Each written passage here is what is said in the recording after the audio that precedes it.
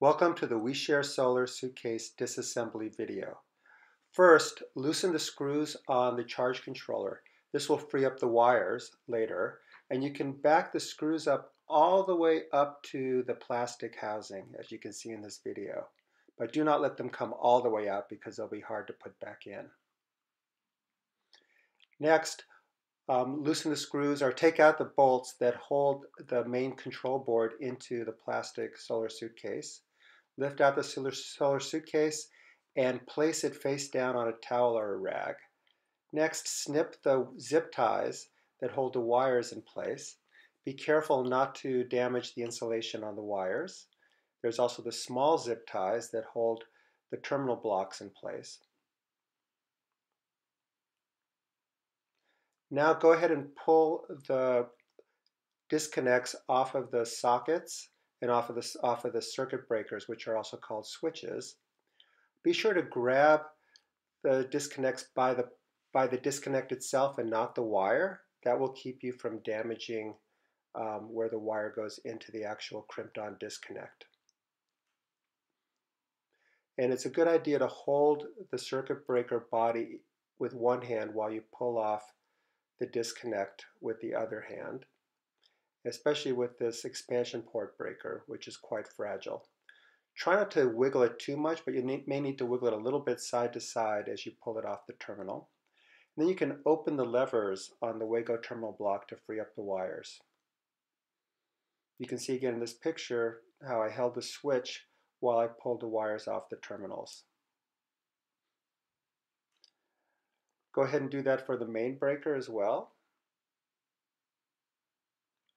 And then you'll notice that when you take out the switches from the main control board, that they're held in by these tabs. There's two tabs on each end, and you'll want to depress those with the slotted end of a screwdriver. And you'll probably work one first and then the other. And then while you do that, try to put some pressure on it with your thumb to encourage it to go through the main control board chassis. And we'll do another one for you to see. See how my thumb is pushing down on that while we also push in the tabs at the same time. And I'll push in one and then the other, go back and forth until we freed up one side. You only really have to free up one side to get the whole thing to push through.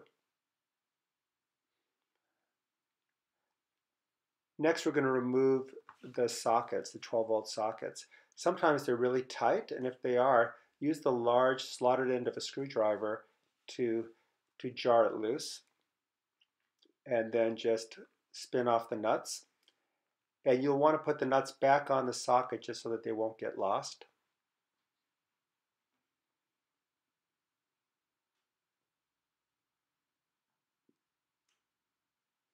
Watch how fast I can do this. That took a lot of practice. And thanks for patiently watching me take all four out. Here, I'll go really fast on this one just to show you what I can do. I bet a squirrel couldn't even do it that fast. Next, let's remove the expansion port breaker. And you can push down one of the tabs with your thumb and work it back, and then the second one with your index finger, and then gently push it through.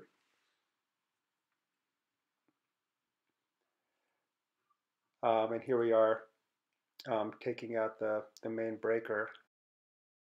Note again how I use the small slotted screwdriver to slowly work from one edge to the other to depress the tab and then push it through with my thumb. And once you get the main breaker out of the way, you can then remove the charge controller. Just loosen those four screws. Anytime you're loosening these screws or bolts, be sure to put them in a container where they won't drift off so that they can have all the parts for the next class.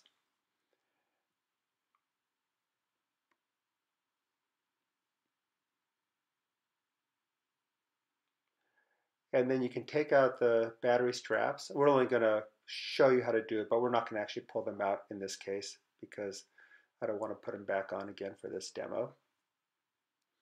And we're going to leave the solar plug actually in place, but we will remove the wires.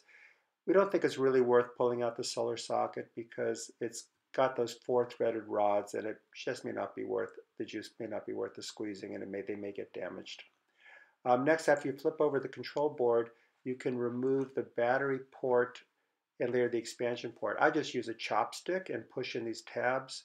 That way I won't damage the surface of the control board, and because the wood is very gentle on the control board metal and paint. And you can see we just push in one tab at a time. That loosens one side, and then we get to the other tab, which is holding it in, um, and then it'll be totally freed up. You can see how easy that is. Okay, it looks like we're done.